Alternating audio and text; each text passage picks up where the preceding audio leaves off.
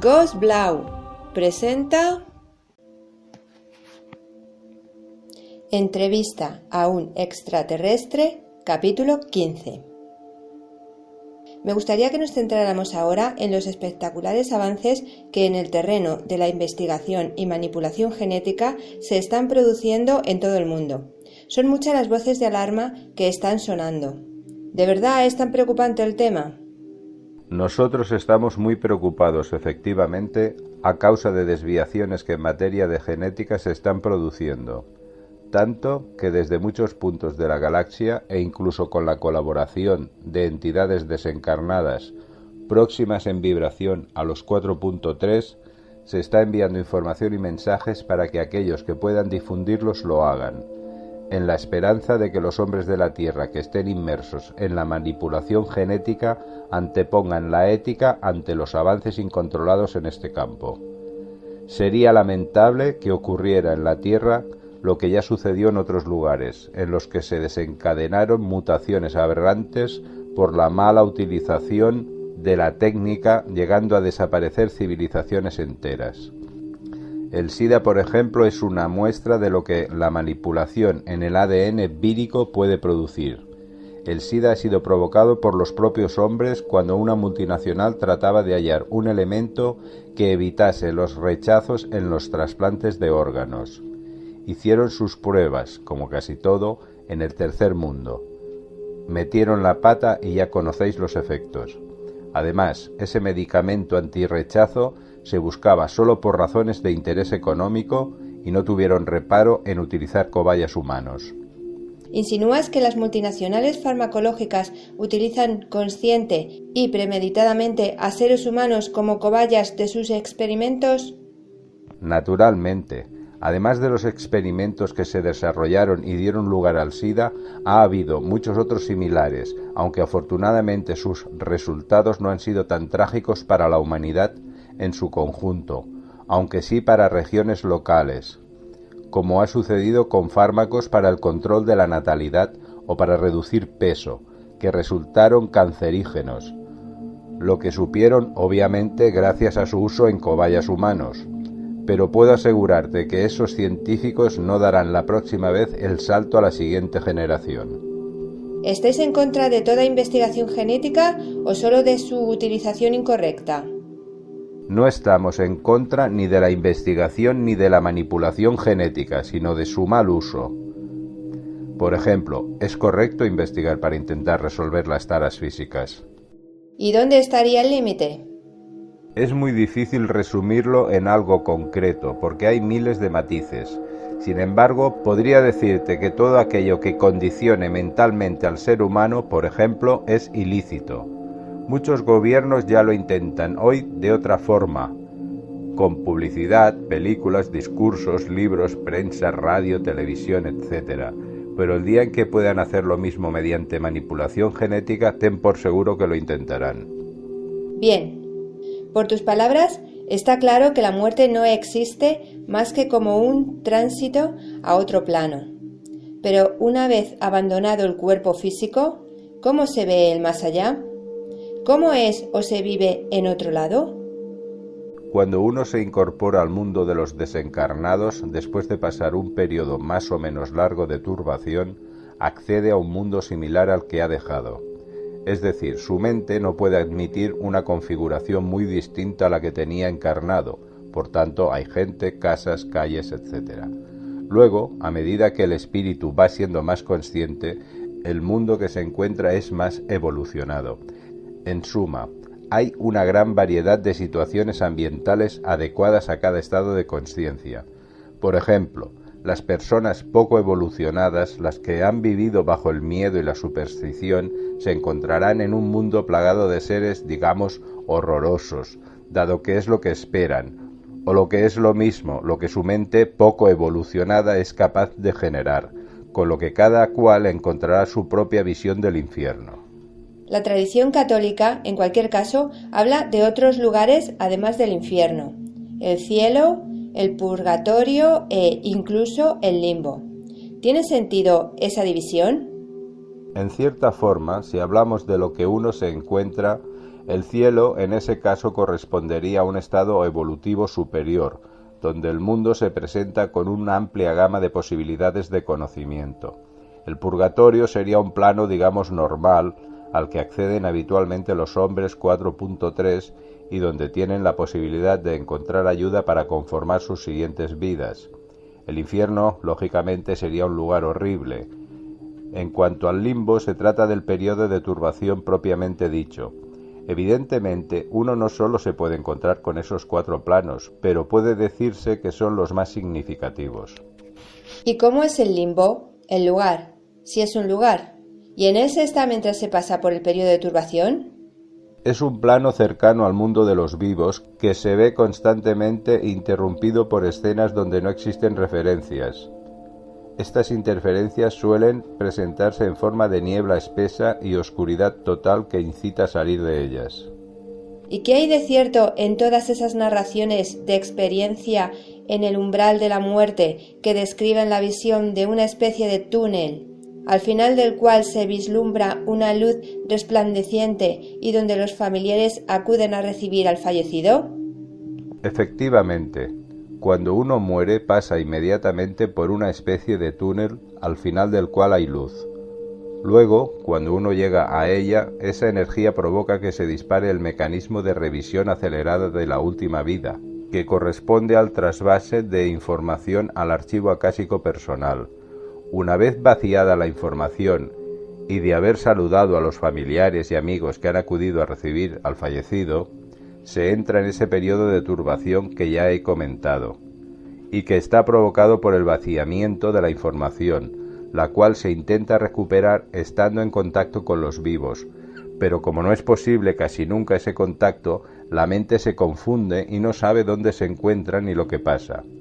Digamos que lo del túnel y la luz es efímero, como la puerta de entrada al cine, en que ves la luz y ves más o menos gente, pero te tropiezas con la butaca y el acomodador y pisas a los otros. Luego, una vez que te has hecho a esa luz, lo cual depende de su capacidad visual, o sea, nivel de consciencia, quieres enterarte de qué va la película. Pero, y una vez en el otro lado, terminado el proceso de adaptación, ¿qué hace un espíritu en el plano astral? ¿En qué se ocupa? Mientras llega el momento de volver a encarnar, el espíritu no permanece inactivo, sino que realiza trabajos en pro de su evolución, por lo general prestando ayuda a seres encarnados. En muchas ocasiones, los desencarnados que han dejado en la tierra familiares y amigos se encargan de protegerlos y ayudarles. Además, al igual que en el mundo físico existe la familia, en el plano astral hay algo similar, ya que los espíritus se agrupan por familias espirituales, grupos que por afinidad, sintonía, vibración, etc. se relacionan vida tras vida y se ayudan mutuamente en el proceso de evolución. Por lo que me has dicho hasta ahora, compruebo que las experiencias narradas por multitud de personas y que recogen en sus obras investigadores célebres por sus trabajos sobre experiencias en el umbral de la muerte, como los doctores Raymond Moody, Elizabeth Kubler-Ross o Brian Weiss, entre otros muchos, ¿son auténticas? Ciertamente. Mira, la gente tiene que comprender que la muerte no es más que el paso de un plano de existencia a otro. De hecho, puede decirse que todo nacimiento en un plano es consecuencia de la desaparición o muerte en el otro. Es decir, cuando alguien muere físicamente y el cordón de plata se rompe definitivamente, se integra en el mundo energético, entre los espíritus que componen su familia, que le reciben con alegría. Mientras, paralelamente, en el mundo físico sus seres queridos lloran su pérdida. Pero también ocurre a la inversa. Cuando un espíritu decide reencarnarse, desaparece del plano energético, y los espíritus allí le despedirán con una cierta pena, puesto que tardarán en volverse a encontrar. Luego se produce el nacimiento y se corta el cordón umbilical, con lo que se produce la integración total en el plano físico. El bebé es entonces recibido por el médico o la comadrona, que le ayudan a llegar bien, y también por familiares y amigos que acuden al hospital a darle la bienvenida al mundo. E igualmente atraviesa por un periodo de turbación en el que pasa la mayor parte del tiempo dormido, haciendo frecuentes viajes al otro plano hasta que paulatinamente se va adaptando. Observa, pues, las similitudes. Cada nacimiento en un plano supone simultáneamente la muerte en el otro. Cada uno se integra en el otro plano tras cortar el cordón correspondiente, para nacer al astral y morir en el físico, cortando el cordón de plata, para nacer en el físico y morir en el astral, cortando el cordón umbilical. Ambos tránsitos se acogen con pena por quienes permanecen en el plano que se abandona. Ambos nacimientos se producen tras un periodo de turbación. Ambos nacimientos se producen tras haber atravesado un túnel oscuro al fondo del cual hay una intensa luz.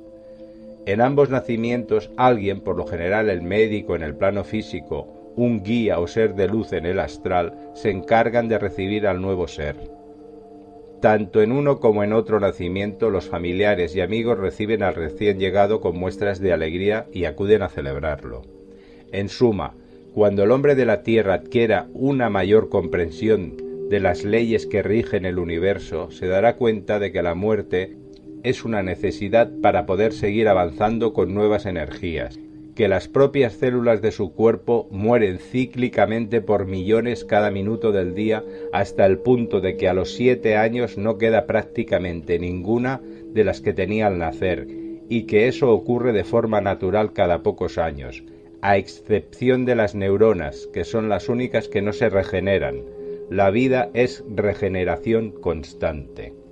¿Y cómo se explica la comunicación entre planos, entre vivos y desencarnados?